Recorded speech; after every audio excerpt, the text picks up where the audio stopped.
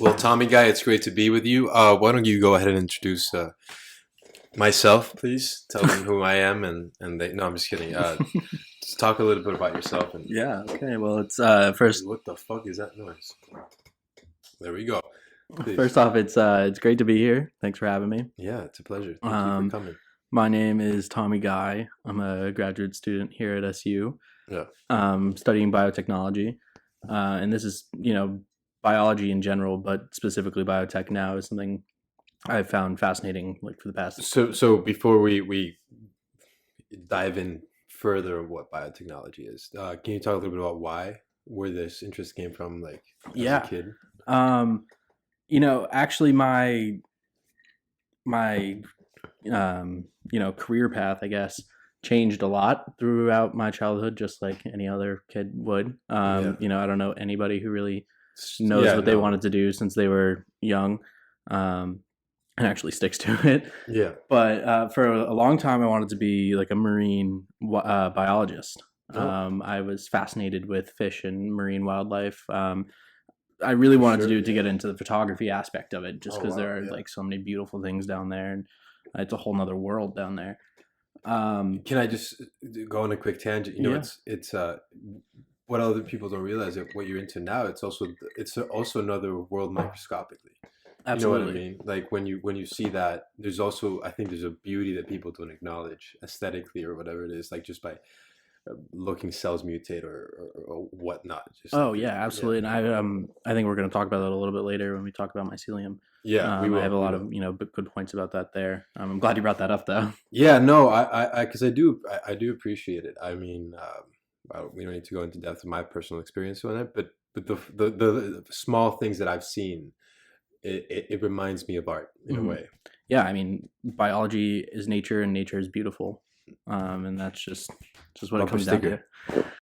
I am I'm an active researcher. I work in a developmental and cell biology lab at SUNY Upstate, where we induce mutations into zebrafish and breed it out into expression. Basically, the goal of my research is to identify the causes of congenital heart disease, which means heart disease is mutations, things based off of genetic mutations. Yeah. And we're doing zebrafish because a plethora of reasons. They're great model organisms, but I do have a good amount of knowledge in genetic mutations and things like and CRISPR and mRNA and stuff like that, because we use all that stuff in lab. Oh, that's great, because that's what we're talking about. Yeah. That's wonderful. All right. You said you wanted to talk about like mRNA, CRISPR, and like future medicines and stuff. I did. In regards to stem cell research and stuff like that. Oh, okay. But I was interested in this, in what gain of function research. Gain of function. It sounds so self-explanatory, and it is, in a sense. It's giving an organism or a cell or a virus, I don't want to say a living organism because specifically viruses aren't technically living, but it's giving an organism a new trait based off of messing with the genome, or usually just messing with the genome. That's the easiest way to do it and explain and understand it. And that's where CRISPR comes in. That's where CRISPR comes in, exactly. However, it can happen in nature too. It's not like an unnatural thing. One can argue blue eyes is technically a gain of function mutation. It's a mutation. It's not really a gain of function, but it's changing. And that's the whole idea.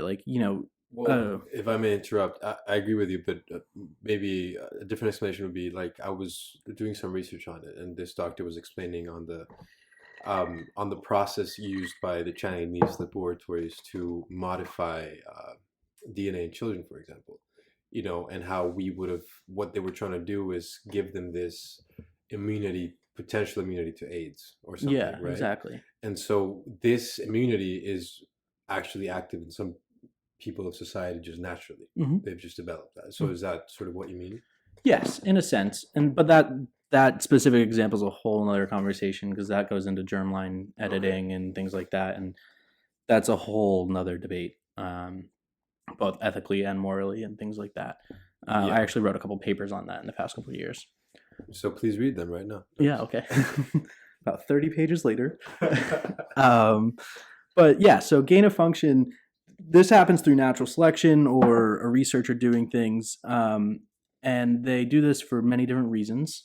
And it's been used, like I said, for the past 10, 15 years. There's a whole bunch of different techniques to do it. CRISPR is, the most, I guess, the most able to be manipulated to do what you want specifically, because there are other ways to induce mutations. There's environmental factors, but you don't have a lot of control over what it actually mutates for. But some examples of gain of function mutations are creating a more salt and drought resistant plants, modifying viruses to use them as viral vectors to deliver medicine, and making mosquitoes that are more resistant to transmitting certain diseases. Also, I don't know when this happened, but I remember reading something about scientists modifying mosquitoes to go out and essentially kill the mosquitoes with the Zika virus. Curiously enough, I was researching something about that, and it was so complicated. I was like, "What the fuck is this?" But it was about malaria or Zika or something. Yeah, like maybe that. it was malaria. I don't 100% remember what it was, but I thought it was so cool that they genetically modified these mosquitoes, released them, and their only objective in life was to find these other mosquitoes, the females specifically, mate with them and then kill them so that they don't continue passing along this disease. Right. And mating with them was how they killed them, I'm pretty sure. But bottom line, it is manipulating. It's manipulating the genome. A very common one that we use, not we, but diabetics use every day, is the E. coli. E. coli is how we produce insulin, and it's modified to produce the human insulin gene, and we collect it from there. And that is exactly a gain of function mutation. So it's definitely very valuable to us. I was reading something about people modifying marine organisms to digest microplastics to kind of clean up the ocean a little bit too, and I thought that was really cool. But so an example of why, I'm going to go right into talking about COVID a little, or coronaviruses in general a little bit. An example of why we would use gain of function mutations in studying viruses can be seen in both 2013 and 2015. In 2013, we had that original SARS COVID outbreak in Africa, maybe somewhere. I don't 100% remember. But basically what scientists did is they modified the coronavirus to make it more transmissible to mice. And they also did it so that the virus would grow in mice. And the reason why they did this is to test potential treatments and potential vaccines in a safe environment. Now, there always are risks with. Let's go back to Legos because we're dealing with people like me. Okay. That's basically the biggest argument that, for example, Fauci is saying. Well, let me talk about one more. It's related, I promise. Okay, finish. Okay, so then the other example is in 2015, and this research happened at UNC Chapel Hill.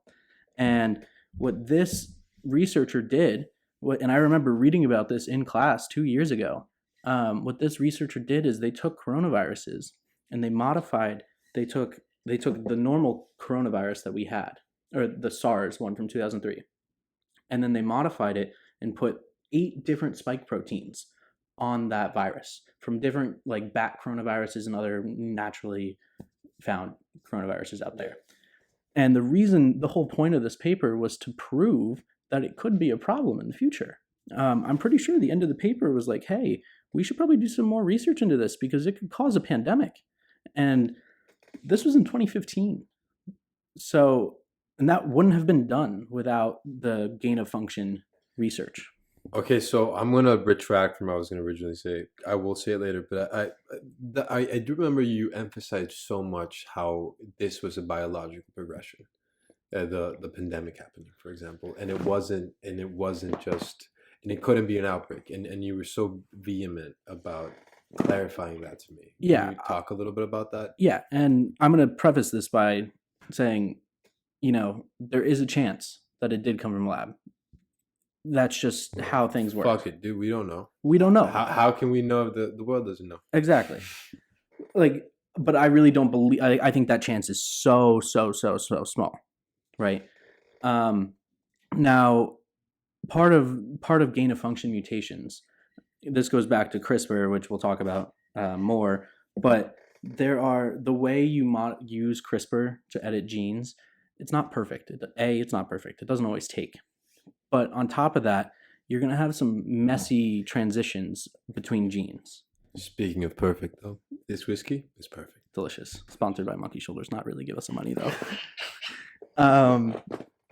But the main reason why I don't think that this came from a lab is just the amount of things that you have to do to even get into, like, just physically step foot into a virology. I can't say that word right now. Virology lab is ridiculous. Ooh, I saw it. You said it. I spoke to my friend. She works at Bristol Myers Squibb, whatever it is. And she works. I don't know what that is. It's a pharmaceutical company. Okay. And it's a science company essentially. And she was telling me about the stuff that she has to do to get into her lab, which is it's called like ISO level 8 or 9 or something. And basically, the lower the ISO, the more steps you have to go through to even step foot into the lab. And she has to essentially strip down, get rid of her shoes, like get sanitized, clean, wash her hands, like get sprayed down, and then she gets a brand new pair of scrubs, and that's what she like gets into the next room with. Then she has to get like lab assigned boots that are in a sanitizer the entire time. You put your gloves on, your mask on, your goggles on, and then you put a head cap on, so that the only skin being shown is right around here, right around your eyes. And then on your way out, you're also sanitized on the way out. So that's like, there are so many protocols, and like that's to protect the scientists. That's not even to prevent it from getting out. Like, there are always risks with science, especially working with viruses, whether it's gain of function, loss of function. It's a virus. You know, if it does what it's supposed to do, it can infect you depending on what kind of virus you're using and things like that. With some dangerous chemicals in the lab too, but we're doing it in a safe environment, as safe as can be. And, you know, God forbid something goes wrong, there are protocols that you have to follow to save yourself, not even to protect the people outside. And it just so happens to be that it also protects the people outside, because you have this big process, which is, you know, why it's so hard for me to wrap my head around that whole idea.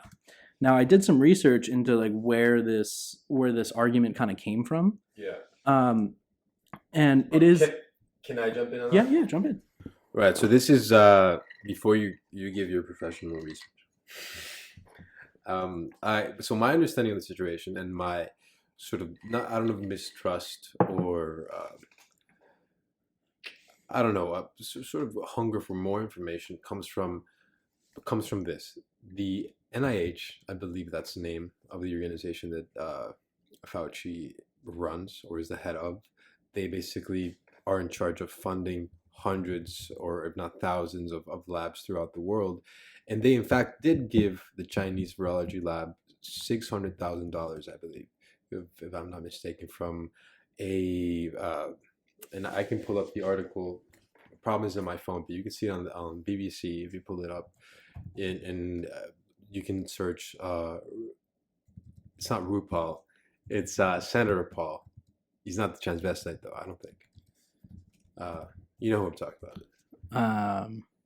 The not extreme but right wing guy.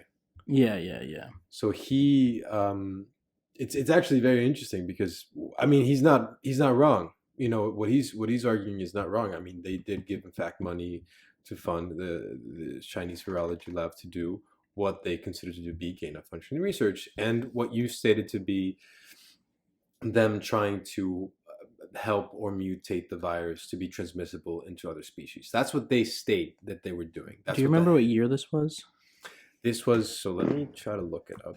I think it was 2018, right? I believe it was 2018. Okay, correct. So then we're talking about the right thing here, because the NIH was involved. Are you done? Can I jump in? Yes, please. Okay, I'm gonna drink some whiskey now. You're not wrong. The NIH was involved, and like so wait, before, sorry. There's two debates here. Debate number one is whether or not. So Fauci said in court or in Congress or whatever to Senate that he, or to the United States government, that he in fact did, the NIH did not find in any way gain-of-function research or the Chinese virology lab, which the NIH later said that was incorrect, right? So this is what the line is. This is what the conflict is. This is my understanding. Is that what he considers to be gain of functions research is not what they did. That's basically it. Because they say gain of function research is making the virus more harmful, which as what they did, this is quoting the lady, I don't want to misspell her name, but the head of the Chinese virology lab. It's like, we didn't make it more harmful. What we did was make it transmissible, which is what you stated. So Yeah. that's what I want to talk about, or would like to ask you about. Yeah. Politics gets involved in science. It leads to bad science and bad politics. And part of that whole conundrum, I guess, is because there are people who are not educated in the language of science enough to understand the different connotations of the word gain of function. Because I have seen that people only refer to gain of function as mutations that make it harmful to humans, which is just not true. In my lab, I technically use gain of function all the time. It's also coupled with loss of function. I'm replacing a naturally occurring gene with a different protein, a gene for a different protein that does something else that is not naturally found in the zebrafish. So we could say that gain of function and loss of function is basically alteration of function. What would be the broader term of this? Genetic editing. Okay, so genetic editing, that's what it is. Yeah, because it's exactly what it is. And what the outcome of that gene edit could be, really, we don't know. And that's why we do it. So you're not wrong. The NIH indirectly gave money to the Wuhan virology lab.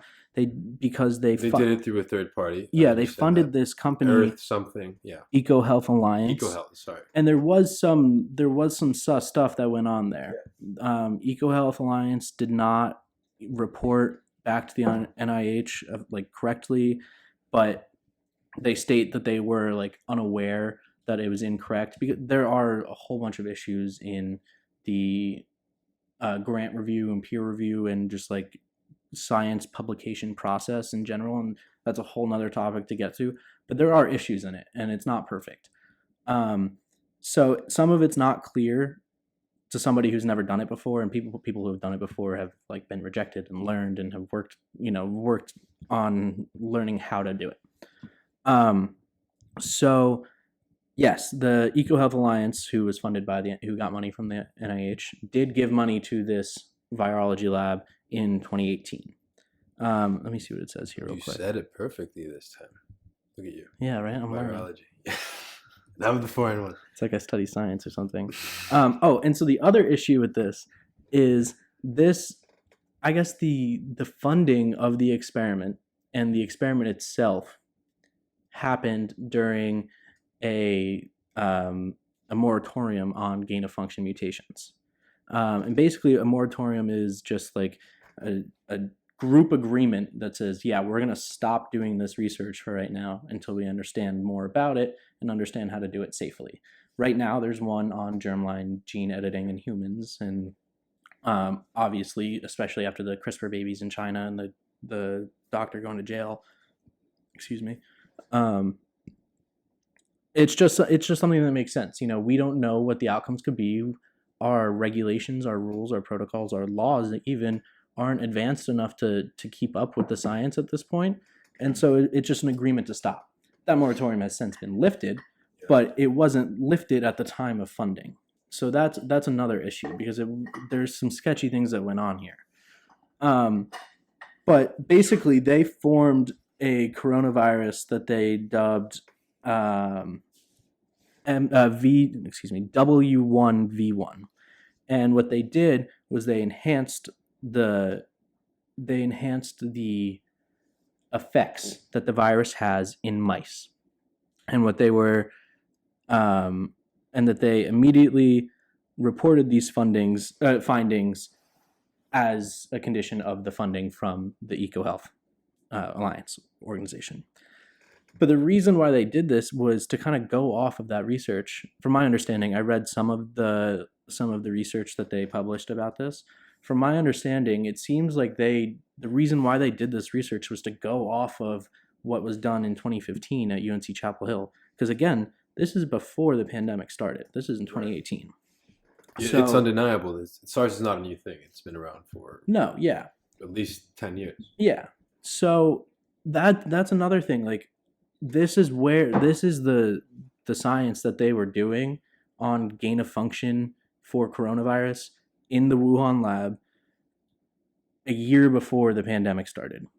So that's point one. And point two of why I really don't think it started in a lab is because they found like precursor viruses, coronaviruses. Basically, a precursor virus is something that evolves into what we have today, COVID-19. Right. They found traces of those in Europe, like before the first case in Wuhan. So I struggle to believe that it did come from a lab, but I'll be the first to admit it if I'm wrong. I don't fucking know. Yeah, I don't know either. I'm just saying. I brought up the point to you because you know more about the subject than me. That's why I came to you about it. At the same time, you said it yourself. There is shady or sort of undisclosed information that is undeniable. And also, I'm pretty sure all that information is disclosed now. Right. You just have to be able to understand the science to understand. And you did basically agree with me that what they were doing was gain of function research. Yeah. So that's I don't understand why that's a bad thing to state. Why my concern is or where my I don't know if distrust is the word, but where the skepticism comes in is like when the head of the NIH says, no, we didn't do this, and then it's like, no, we actually did do this. That's fucking weird. That is weird. And there are some pretty, like, I wouldn't say valid explanations, but there are some things that come to mind that, like, like I was saying before, like, some people think of gain of function as, can it harm humans? Is it making more harmful to humans? Versus what scientists consider gain of function is literally what it says. But well, that's Fauci said, "I am science." That's something he literally that is true, said. But he is acting as a politician. But he's a clown. But listen, what I'm saying is, when you say "I am science," and then you also say this is not gain of function research, because gain of function research would only be making the virus more harmful, you're misinforming. Yes. You are misinforming. Because you just informed me correctly. Any sort of genetic alteration is gain of functions. Now, I'm not saying that I'm not going to go into the political issue. Not any sort of genetic alteration. No, right. But these specific alterations or mutations. But that's part of the whole the whole issue is like people who don't understand science, people who have not studied it for years. No one understands by no one I mean 90%. Yeah, and then they come in. Scientifically has to be very, very low. Yeah, and and then they come in and, like, granted, they could be very well educated. I take my dad for an example. He's got his PhD in computer engineering. He's a very smart man. I can't talk to him about what I do because he doesn't understand it. Like, I have to dumb it down to him as well and explain it to him. And that is like as well is the key word in this, and ladies. Oh, shush. And those who don't identify. Shush. But that's the issue. People come in here people come in and pick pieces of scientific research and be like, oh, gain of function must mean it makes it worse for humans. And then it passes it along. And it's just a big game of telephone. And that leads to a huge chain reaction of distrust and further on false information. And the other thing is, I don't know, like, Fauci just could have not have known about EcoHealth Alliance or whatever. Like, bullshit. I know. There are some very shady things that go on. But like I said, when politics gets involved in science, it leads to bad science and bad politics. Yes. Undeniably, indubitably. Like, yes. That's the word, right? Indubitably. That's a fucking word. I don't know if it applies. But fucking yeah, let's use it. But yes, the thing is with misinformation is the incentive of why there's misinformation. And personally, I come from a family of journalists, so I've seen the demon of journalism per se on that side. That's why I like this sort of idea of me having conversations just for the sake of conversations, for the sake of knowledge, man. You're just talking for just for your own personal gain. You're not really talking to fulfill any party or any requisite, and that's what happens in journalism. That's what happens in fucking everything, man. Like you see a Disney movie now, and I'm not saying it's a bad thing. I'm not saying the movies are bad. I'm just saying that clearly they're influenced, whether it's by foreign politics or by local politics, be it John Cena having to apologize by saying that Taiwan is a country, which it is.